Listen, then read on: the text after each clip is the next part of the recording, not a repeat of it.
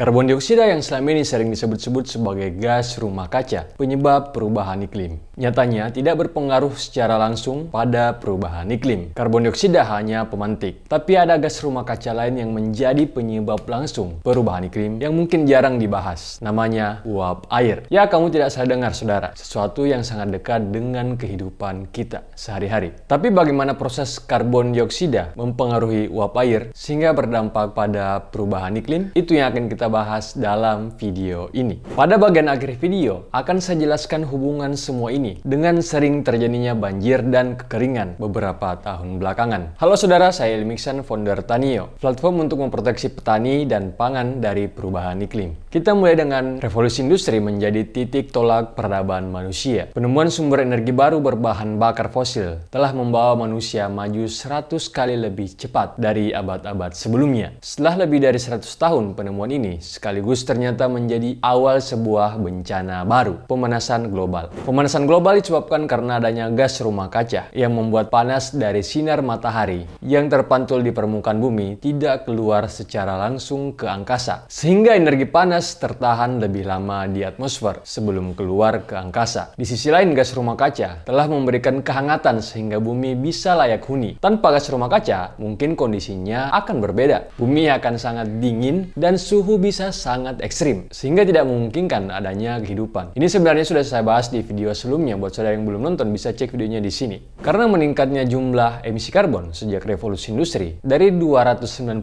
ppm ke 410 ppm saat ini. ppm ini artinya part per million, yang biasa digunakan untuk mengukur konsentrasi sebuah zat. Atau lebih gampangnya begini, dalam 1 juta partikel di udara ada sekitar 410 partikel karbon dioksida. Kondisi ini menuntun bumi berada pada titik terpanas yang belum pernah ada sebelumnya sejak 800.000 tahun terakhir. Yang jarang dibahas adalah bagaimana peningkatan panas di permukaan bumi bisa sampai mempengaruhi perubahan iklim. Itu yang akan kita bahas selanjutnya.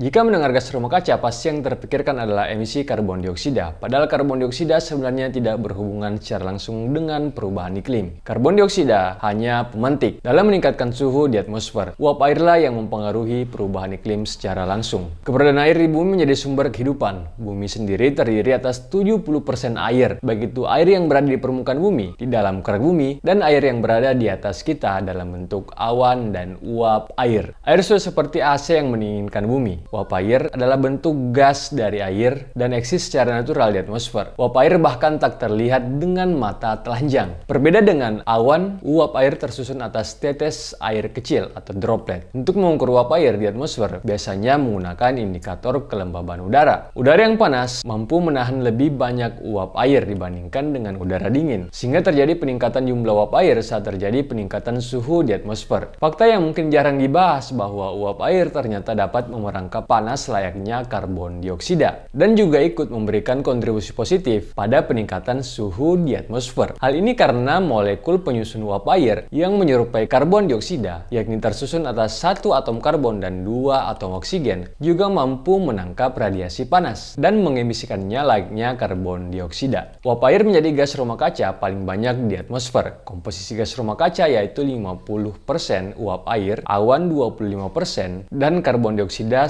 hanya 19%, dan sisanya gas-gas lain. Bahkan setengah dari kenaikan suhu global dipengaruhi oleh uap air. Uap air dan suhu udara memiliki relasi dengan mekanisme feedback positif di troposfer. Kenaikan suhu mengakibatkan kenaikan uap air. Begitu juga dengan kenaikan jumlah uap air akan menghasilkan suhu udara yang lebih tinggi. Jadi ini seperti loops yang terus bergulir dan meningkatkan suhu di atmosfer. Secara alami, uap air terbentuk dari proses penguapan air yang berasal dari laut, danau, sungai, serta permukaan bumi lain yang disebut evaporasi. Selain itu, uap air juga berasal dari makhluk hidup, seperti tumbuhan yang melakukan proses transpirasi atau istilahnya evapotranspirasi. Uap air juga berasal dari proses pembakaran fosil, karena senyawa hidrokarbon terbakar menghasilkan emisi CO2 dan uap air. Itu juga manusia dan hewan juga menghasilkan uap air saat berkeringat. Evaporasi menjadi penting karena merupakan bagian bagian awal terjadinya siklus air. Ketika suhu makin panas, laju penguapan air menjadi semakin cepat. Uap air di sungai, danau, laut, dan tumbuhan jadi lebih cepat mengering. Atau contohnya begini deh, saat suhu makin panas, kita jadi lebih gampang berkeringat. Keringat ini akan menguap sehingga menghasilkan efek pendingin untuk tubuh. Keringat yang menguap itu jadinya uap air. Artinya lebih banyak air yang berubah jadi uap air yang dihasilkan saat suhu udara makin panas. Uap air ini akan naik ke atmosfer dan berkumpul dengan berbagai gas lainnya. Uap air berada pada lapisan atmosfer yang disebut dengan troposfer, yang merupakan bagian atmosfer yang terdekat dengan bumi. Uap air di troposfer inilah yang memiliki peran kunci terhadap pembentukan awan, perubahan cuaca, hingga cuaca ekstrim seperti badai dan petir. Secara global, konsentrasi rata-rata uap air bervariasi dari 50 sampai 60 kg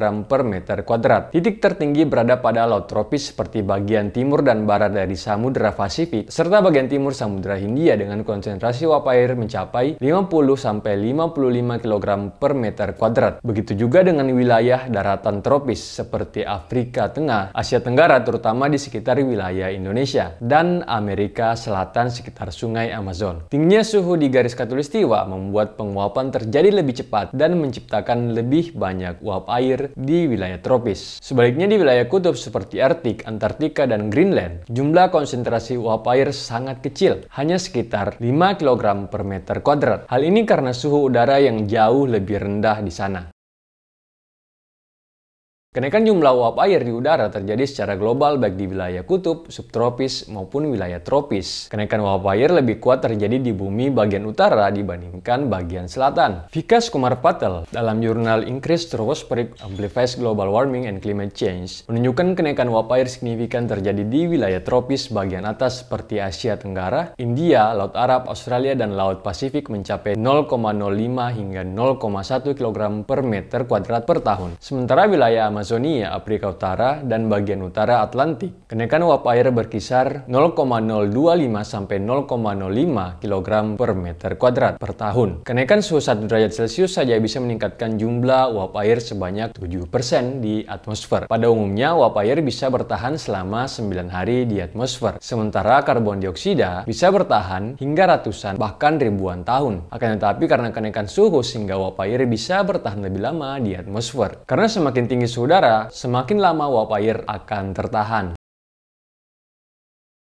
Suhu di troposfer jauh lebih dingin dibandingkan dengan di permukaan bumi. Sehingga saat suhu mendingin, uap air akan kembali berubah bentuk menjadi cair dan membentuk titik hujan yang disebut sebagai proses kondensasi. Tekanan atmosfer membentuk angin dan udara dingin yang akan menciptakan awan, hujan, dan salju. Angin akan membawa uap air dari wilayah subtropis ke wilayah tropis. Satu titik hujan terdiri dari jutaan uap air. Saat titik hujan makin besar, maka proses kondensasi akan membuat titik air lebih besar. Dan saat titik air sudah tidak bisa tertahan, maka ia akan jatuh kembali ke bumi sebagai hujan. Saat udara lebih dingin, maka titik air akan berubah menjadi padat dan membentuk salju. Hujan telah membantu menciptakan ekosistem untuk tumbuhan dan binatang. Meningkatnya suhu udara meningkatkan potensi hujan yang lebih lebat.